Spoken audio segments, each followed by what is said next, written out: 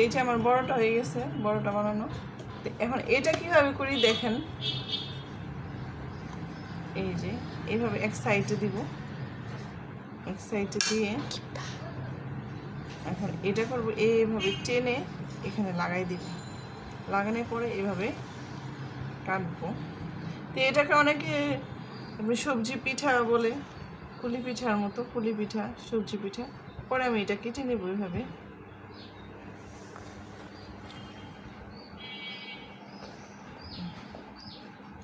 এই যে আমার এটা হয়ে গেছে। তো চাইলে আমরা এখন ডিজাইনও করতে পারি, এই যে এইভাবে দেখেন, এটা চালেরই সে খুব সুন্দর হয়। তো ওটা আমরা আবার পুলি পিঠা বলি, কুলি পিঠা, কেউ পুলি পিঠা বলে। তো এই যেভাবে মুখটা সুন্দর করে করে দেব, এটা না করলেও পারা যায়, কিন্তু করে দিলে কি দেখতে সুন্দর লাগে। তো এই যেভাবে করে দেব, চালেরই হইতো আর অনেক সুন্দর হইতো পিঠাটা। এই যে দেখুন,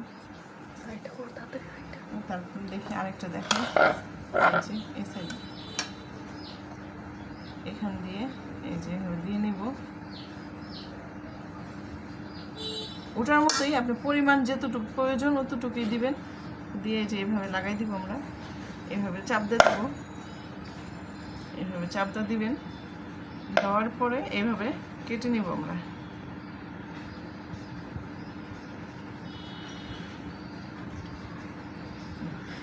এই যে কাটার পরে এভাবে একটু টিপে টিপে করে নিব যেন মুখটা না ছুটে।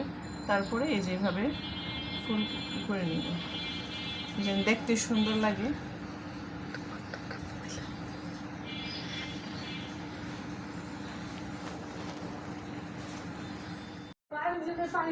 তো এই যে আমার এগুলো বানানো হয়ে গেছে, রোল বানানো। তো এইভাবে, তো এই যে ফুল আমি এই যে করলাম, তো এটা এমন হয়েছে।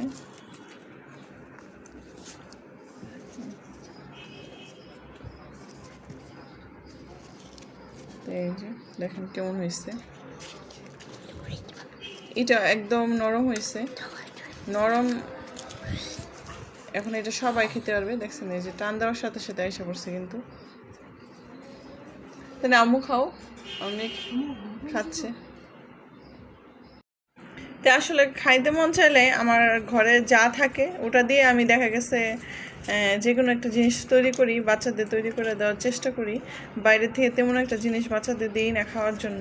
তা আমি ঘরে যেটা থাকে ওটা দিয়েই চেষ্টা করি একটা ভালো কিছু বানাই দেওয়ার জন্য।